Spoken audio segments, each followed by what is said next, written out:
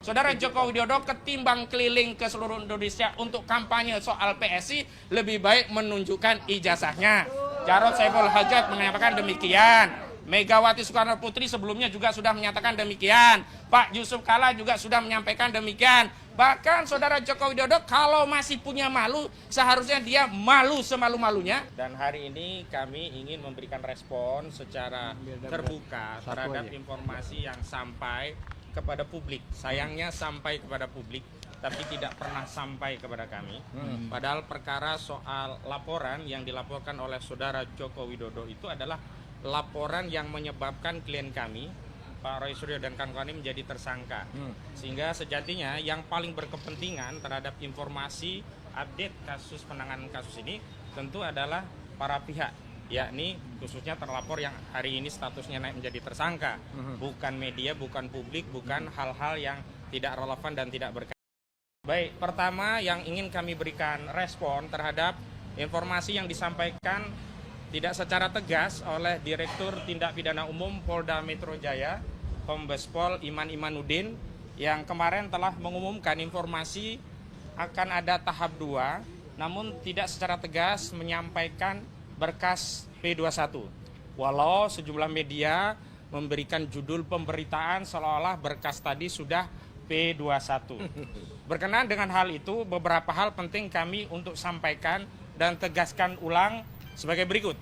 Yang pertama, bahwa proses penyelidikan dan penyidikan sampai akhirnya menimbulkan status tersangka kepada salah satu warga negara, atau setidaknya ada 8 sebelumnya begitu, itu adalah tindakan pro justisia. Sehingga segala hal yang berkaitan dengan tindakan pro justisia harus dilakukan secara pro justisia. Kedua, segala hal yang berkaitan dengan hukum acara dalam penyelenggaraan tindakan pro justisia, baik sejak penyelidikan sampai penyidikan, bahkan nanti sampai penuntutan jika sampai di sana, semuanya mengacu kepada Kitab Undang-Undang Hukum Acara Pidana. Dan dalam konteks hukum acara dalam Kitab Undang-Undang Hukum Acara Pidana, baik yang lama maupun yang baru, tidak ada satupun kewajiban bagi penyidik untuk menyampaikan informasi perkembangan kasus kepada publik, terkecuali apabila pihak-pihak yang berkenaan langsung dengan perkara atau memiliki hubungan kepentingan langsung sudah diberikan informasi demi keterbukaan bagi publik, maka tidak mengapa sebagai bentuk transparansi penyidik baik melalui pejabat yang terkait maupun representasi jabatan terkait, dalam hal ini misalnya divisi humasnya, itu bisa menyampaikan informasi perkembangan perkara kepada publik.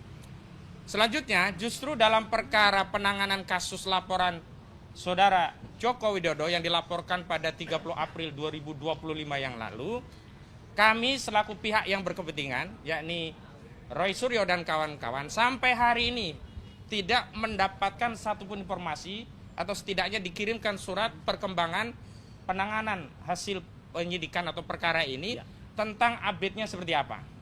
Karena itu kami menegaskan bahwa sampai hari ini belum ada surat dari kejaksaan yang ditujukan langsung kepada kami atau setidaknya ditujukan kepada Polda Metro Jaya yang materi muatannya dikutip dan kemudian diterbitkan informasi itu ditujukan kepada kami tentang perkara ini. Sehingga kami tegaskan tidak ada atau belum ada satupun dokumen dari kejaksaan yang ditujukan kepada kami, termasuk kepada Polda, yang harusnya Polda juga punya kewajiban untuk meneruskan kepada kami tentang berkas perkara ini P21. Sekali lagi, belum ada berkas perkara yang dinyatakan secara eksplisit oleh pihak kejaksaan, baik secara langsung oleh pihak kejaksaan, baik melalui representasi Polda Metro Jaya, baik yang ditujukan kepada Polda maupun kepada kami, karena biasanya setiap perkembangan kasus itu sisinya atau tembusannya ditujukan kami tentang perkara ini.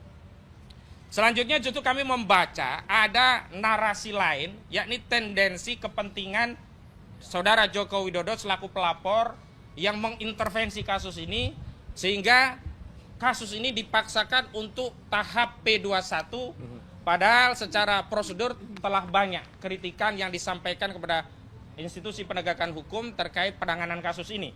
Sampai terakhir kami kembali menegaskan Sejatinya objek perkara ini sudah tidak ada, tidak relevan dilakukan penyelidikan atau penyidikan lanjutan. Karena apa?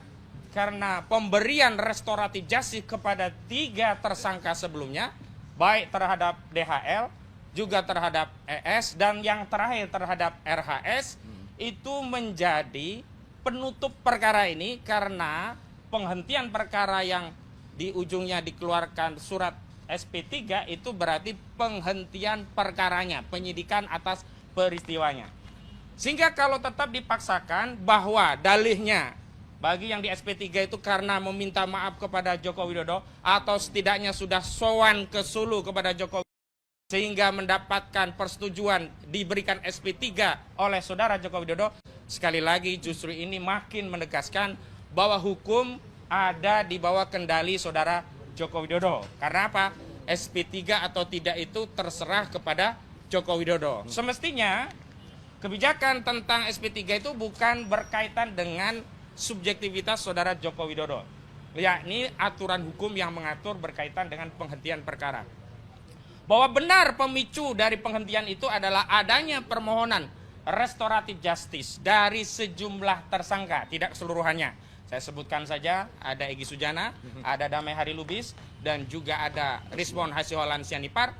Akan tetapi ketika saudara Joko Widodo telah meluluskan terjadinya SP3, maka SP3 tadi secara hukum berlaku secara keseluruhan bagi peristiwa yang dilaporkan.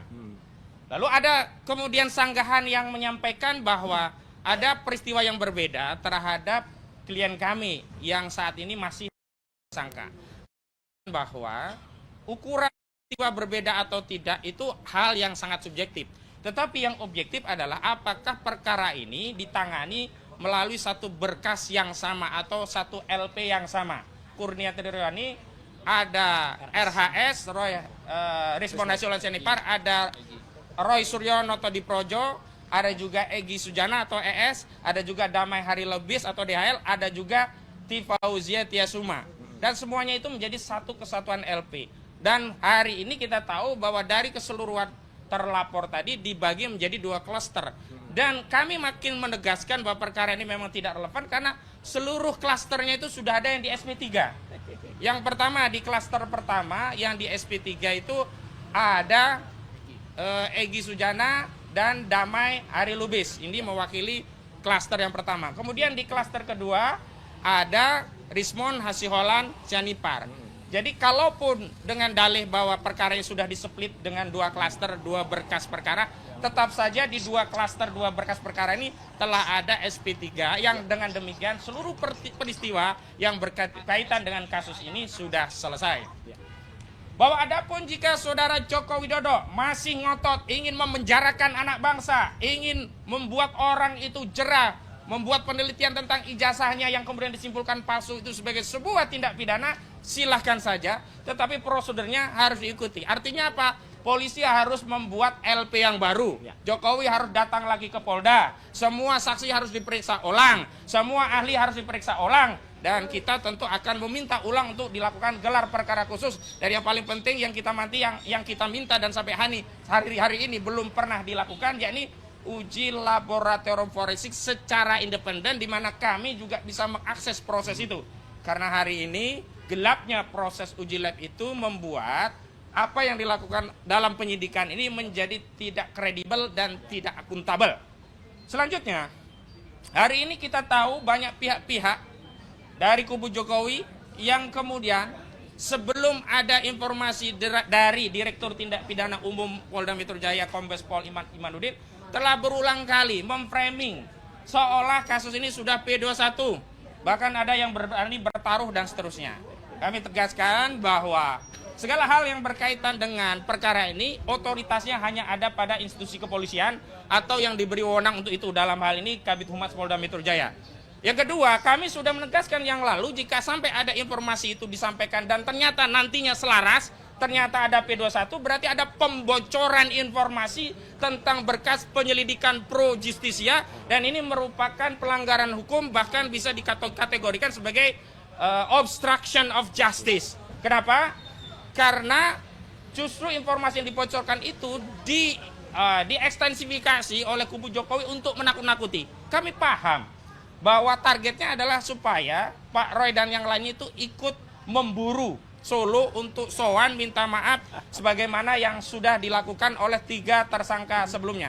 Tapi ketika itu tidak dilakukan, mereka masih terus mencoba mengintimidasi, tentu dengan meminjam nama-nama orang-orang di sekeliling dari perkara ini walaupun tidak berkaitan dengan perkara langsung, dengan harapan akan ada intimidasi secara psikologis dan secara hukum bahwa kalau tidak restoratif justice, tidak minta maaf, kalian akan dipenjara. Nah, sekali lagi, narasi di penjara secara berulang ini adalah narasi yang melanggar hak asasi manusia, melanggar kemerdekaan anak bangsa yang sampai hari ini saya tegaskan, klien kami dalam posisi merdeka, bebas, belum ada satupun putusan pengadilan yang berkekuatan hukum tetap yang menyatakan klien kami bersalah.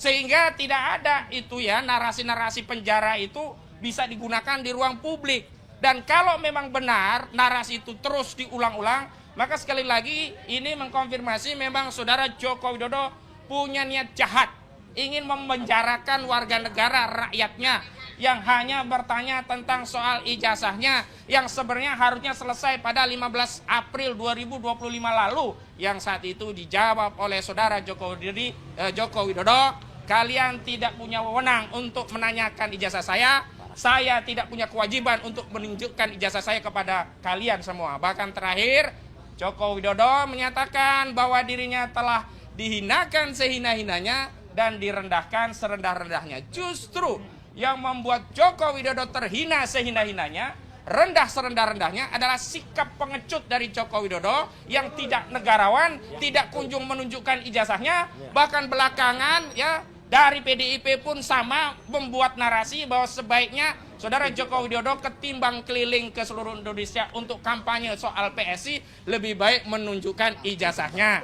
Jarod Saiful Hajat mengatakan demikian. Megawati Soekarno Putri sebelumnya juga sudah menyatakan demikian. Pak Yusuf Kalla juga sudah menyampaikan demikian. Bahkan saudara Joko Widodo kalau masih punya malu, seharusnya dia malu semalu-malunya.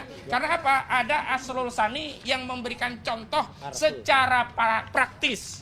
Di mana Hakim MK Asrul Sani ketika didera isu ijazah palsu, dia tunjukkan ijazahnya, perkara selesai. Dan yang paling akhir sebelum nanti dari Pak Roy dan yang lainnya, bahwa hari ini selain merespon dari apa informasi yang disampaikan ke media yang harusnya itu sampai kepada kami dan kami tidak pernah menerima informasi itu, nanti juga kami sampaikan bahwa klien kami hari ini melakukan apa yang disebut dengan WL. Dan WL ini adalah bagian dari yang kami sinyalir tidak profesionalnya penegakan hukum di kasus ini karena melakukan perlakuan yang berbeda, tebang pilih tebang. Pada Firly Bahuri sudah status tersangka bertahun-tahun tidak pernah ada kewajiban wajib lapor, sementara kepada Roy Suryo dan kawan-kawan sampai hari ini diminta terus WL. Nah, ini yang paling penting. Baik, itu dari saya selaku pengantar koordinator, dan selanjutnya dari tim lawyer, dan nanti juga ada dari klien kami prinsipal yang hari ini mengadakan wajib lapor. Untuk awal mungkin Bung Sangaji ya.